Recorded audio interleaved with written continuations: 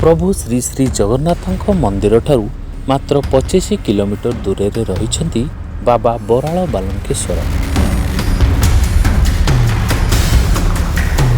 पुरुखा लोकंको कहिबा अनुसार त्रेतया जुगरे एही अंचल घंच जंगल रे परिपूर्ण थिला।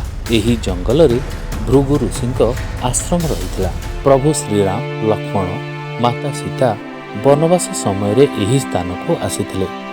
विश्राम काल रे प्रभु श्रीराम गोटे बरगछ तले बालीर शिवलिंगटी स्थापन करथिले। बरगछ तले बालीर लिंग स्थापन होइथिबारु एहांकर नाम रखिथिले बराळ बालुंकेश्वर। सेही दिन ठारू एही नाम रे एठारे बाबा पूजा पाई आसुछंती।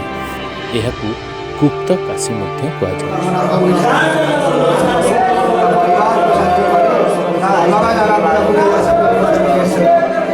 महाशिवरात्रि शीतल षष्ठी एठाकर मुख्य पर्व भावे पालन करा जाए। एही दिन मानकरे बहु संख्यारे भक्त एठाकू आसीथांती।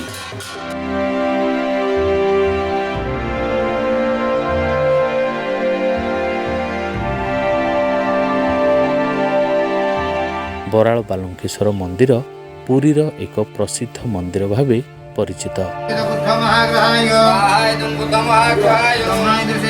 बराळ बालुंकेश्वर भक्तंकर कुहारी शुणिबा एवं पूरण करिबारे प्रसिद्धि लाभ करिसेंती। विशेष करी जेउ दंपतिकर दीर्घ दिनर वैवाहिक जीवन बीतिबा परे भी संतान संतति प्राप्त होई न थाए, सेही मानकर गुहारी बाबा बालुंकेश्वर शुणी थांती।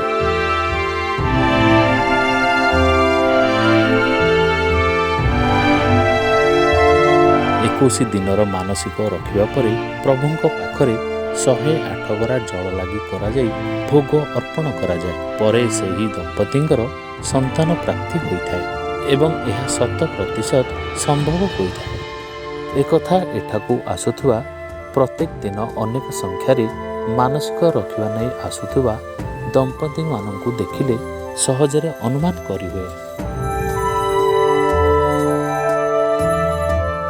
खाली जे संतान प्राप्ति पाई एठाकू अनेक भक्त आसंती ता नुहे।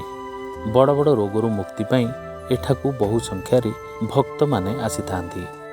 जेउठारे डाक्तर फेल मारिछंती सेठी बाबा बालुंकेश्वरଙ୍କ कृपारू बड़ बड़ रोगरु मुक्ति पाइथांती। एहर मध्य अनेक उदाहरण रहिछि। मो स्वामींकर देह भल नै सेथिबेई मु आस्थिली बाबा बाबू गुआरडिया बसैकी जाइथिली। आज 21 दिन आसी बाबा 108 जल लगी बाबा डाकुची मो स्वामी देह जमी भल कर दिंतु। मोर बहुत आशा विश्वास बहुत अच्छी भल करदेवे न भल कर जानी। या पूर्व तो आम बापा देह टे खराब था, देह भी भल अच्छी आम मैंने सब प्रकार ठीक सब सुविधा भगवान बाबा।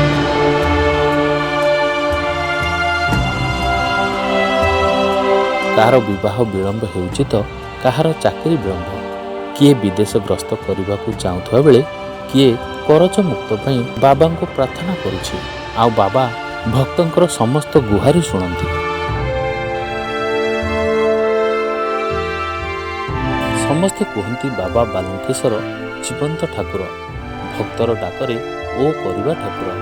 खाली भक्तटी बाबांको उपरे संपूर्ण भरोसा रखी निष्ठार सहित व्रत पालन करिबा दरकार।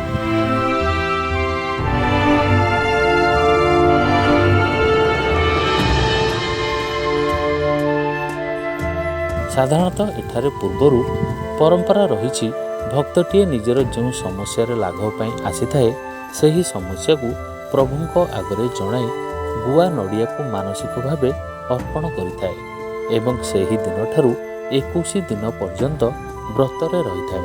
ठीक 21 दिन परे एठाकू आसी बाबांकू 108 गरा जल लागि कराई भोग अर्पण करिथाए। एबे भी सही परंपरा चली आसुची।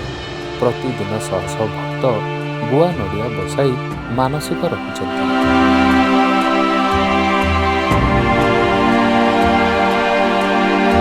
प्रकृति आजिर वैज्ञानिक जुगरे बाबा बालुंकेश्वर अलौकिकता को देखिले सहजरे विश्वास करी हुएनि, किंतु सत्य एबे भी एठारे ଏସବୁ ସମ୍ଭବ ହେଉଛି। ଜୟ ବାବା ବରାଳ ବାଲୁଙ୍କେଶ୍ୱର।